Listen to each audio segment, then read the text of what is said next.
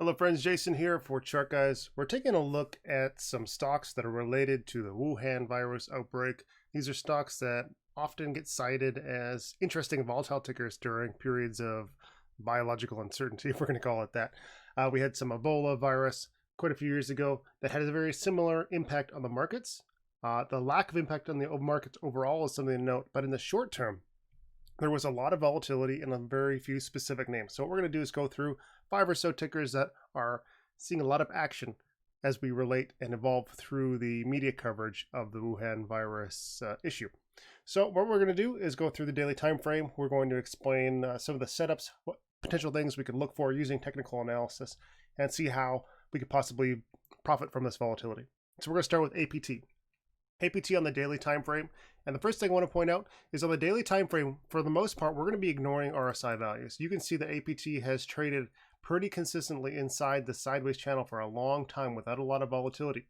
And now we're breaking out of that. So our RSI is overbought in the daily time frame, but the context of the situation makes us disregard that value for a lot of reasons, primarily because this is driven by hype and volatility and the volume increase.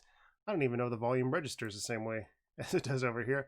Volume is 8,000, 3,000, 9,000 versus what? 12 million traded on Friday's session. So for that reason, we're not going to focus on RSI until we have enough data inside our hourly charts to constitute 14 periods, in which case we're going to start using RSI values as a barometer for what our decision-making process is going to be. So overall in the daily time frame, we're going to focus on these 4 areas. And right now our key resistance is $6 and let's adjust that chart, $6.87. And then we have today's or Friday's low, $5.19. That's going to set the initial range for us as we watch on Monday.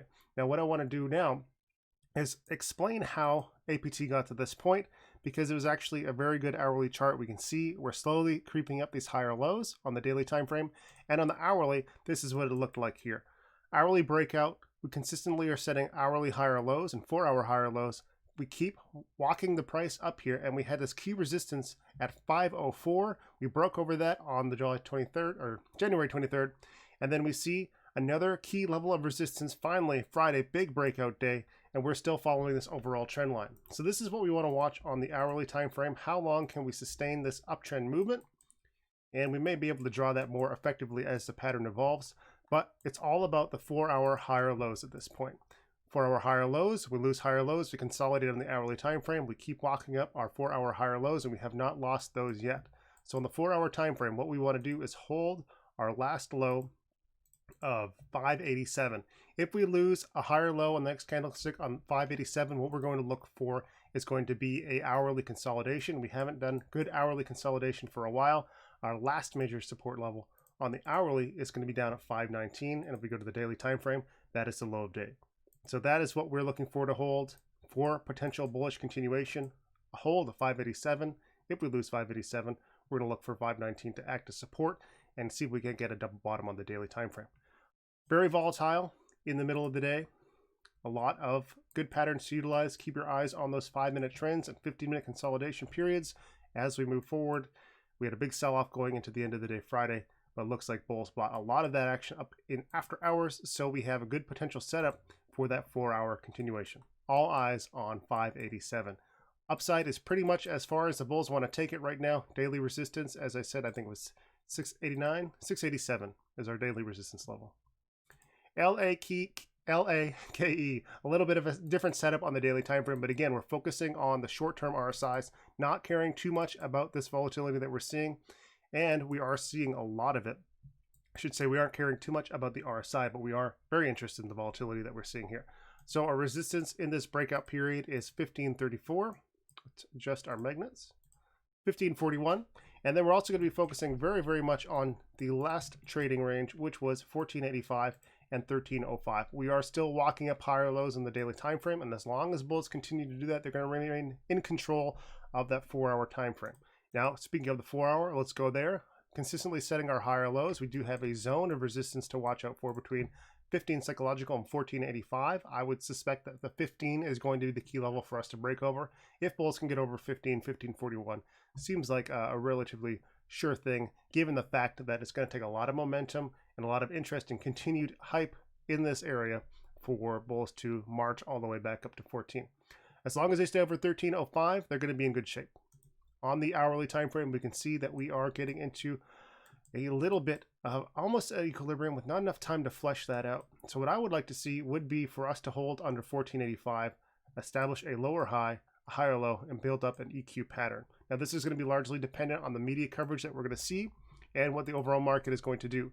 If the media coverage and the narrative starts to change its tune and be less, what's the word I'm looking for? If it decides to be more optimistic, that things are being controlled, the market cares less about the Wuhan outbreak, which it often does. And if you go back and study the biological incidences over the last 20 years, they largely have a very little long-term impact on the markets. So if we see that decreased interest in the market, the overall interest in LAKE and these related tickers are going to wane as well. So if that does tend to level out, we're going to see it manifest itself in the form of an equilibrium, which is going to be very, very apparent in the chart. A loss of, or support in this case, 1305, and then more downside as we expect LAKE to resume its more normal trading area in the area of 1070 or so. So it's all about what we do with this hourly support level at 1305 and the resistance at 1408. We've lost hourly higher lows, but the 4-hour trend still looks good. So let's see if the bulls can march their way back up to 15 and break that level. CODX, a little bit late to the party. We can see that we did get some interest on the 10th. That was sold off relatively quickly. A big move on the 23rd. And then on Friday's session, we saw a big drop. So I'm not sure exactly what drove the price up this high, but we have a long way to go. And this does look quite significantly different than the other Wuhan tickers that we are currently following. So we've lost that daily support. So now what we're going to do is look at how and why we got here and what could possibly be coming for us in Monday's session. So we have resistance at 2. We have support at 152. If we go to the 4-hour time frame, let's take a look there. There's that 4-hour trend. We got an hourly trend change. Now bulls are going for a new high. And we have almost a double top area of resistance at 236 to 234. So that is going to be a key level for us. And on the hourly time frame, bulls are in control. So it's all about whether or not bulls can get over top of that 236 level. If they hold under 236, they can come back down and attempt to set a higher low over 152. If they break over 236, I'm still going to expect that hourly higher low, but it's going to be having me look for a more long-term bullish position. So our two scenarios are this. Let's draw our first one. We hold under 234, and then we resume that hourly downtrend and possibly break 152 for more further downside. The alternative is we break over 236. We can either break over it in a big way, look for a continuation pattern, and then more upside, or we can see a gradual trend change confirmation of this hourly trend that is currently being built into play. So for long-term position, bulls need 236. Watch for momentum. If momentum is there, look for your entry on either the break or on the consolidation patterns, and they always come in some form. Even if you're down to the 2-minute time frame, it's going to be there. Alternatively, what we can do is look for a hourly higher low, and at this point, really anything over 187 is going to be that hourly higher low for you to use. Let's check out VIR. This one, again, looks different. Almost the opposite of the CODX daily time frame, in the sense that on CODX, we had a big gap up and massive sell-off. VIR had big buying yesterday, and it was one of the biggest volume candlesticks we've seen, except for December 20th. So, big run up, and this is obviously a first pick, I guess, for people who are looking for related tickers. And I want to point out, and I should have mentioned this in the beginning, all I did was Google Wuhan crisis tickers, and these are the ones that showed up. And the reason I did that is because anyone else who is looking for information is going to be doing the same thing. So all eyes are going to be on these tickers first and foremost from new interest and new traders. This is where they're going to go. So VIR on the daily time frame, big breakout, not a lot of profit taking. So it's going to be very interesting to see what is happening intermarket on Friday. But a lot of momentum, it looks like so far, breaking over our key resistance here at 1854. Still setting pretty consistent higher lows in the daily time frame. Bulls very much in control, but we are very likely going to be overbought on the hourly and the 4-hour time frame. Now, because we've had more of a run up here, our RSI is a little bit more useful in the daily time frame. However, as we know, in a hype market, we're not so interested in these overbought conditions. We've been overbought since the 14th and haven't really slowed down quite yet. On the 4-hour time frame, We have moved quite significantly without establishing good consolidation. Our last 4-hour higher low was $17, and it's going to look very similar on the hourly time frame. On the hourly, RSI is 71.59. I'm going to focus primarily on our actual trading range from regular market hours, in which case we are looking at a higher high, higher low pattern.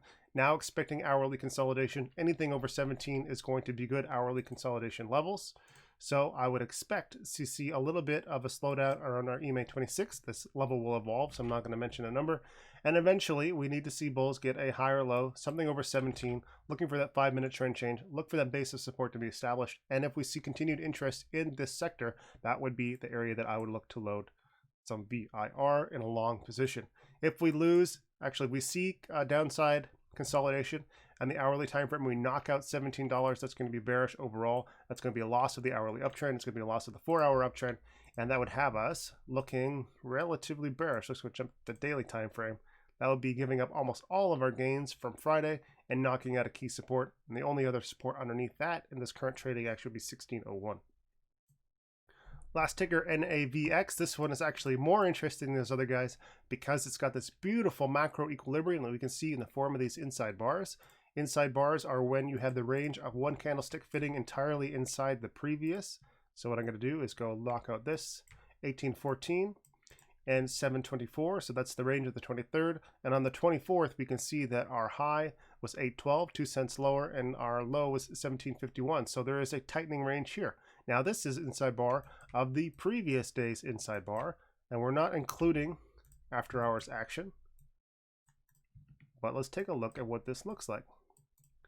So on the 4-hour time frame, we can see that we have oscillated a little bit. Almost has an hourly EQ setup and feel to it, but we can see, actually, I do like that as a breakout. So here is our action on the hourly time frame, hourly equilibrium, tightening range. Finally, we break that range after hours.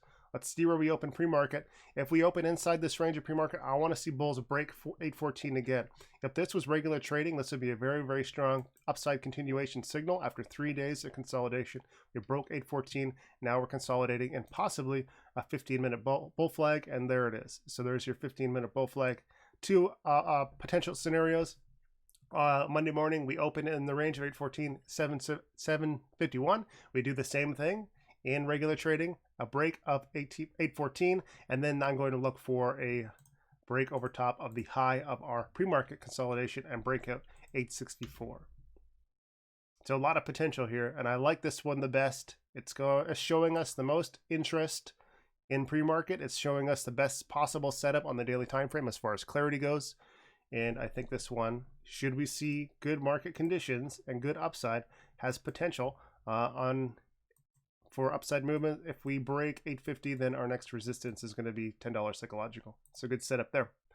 One more INO on the daily time frame. This one's not as good. We can use the RSI here because it's taken us a lot longer to get here. It's not as simple as a random jump up like we've seen on LAKE. Very different. So we can still utilize our RSI. We're probably going to be overbought. 74.20, expecting daily consolidation. So we need a daily higher low. We haven't really established a lot of support on our way up. Our last daily low was 832. So what we're going to look for on the 4-hour time frame would essentially be a loss of the low of Friday at 412. If we lose that, then we're looking for daily consolidation over 832.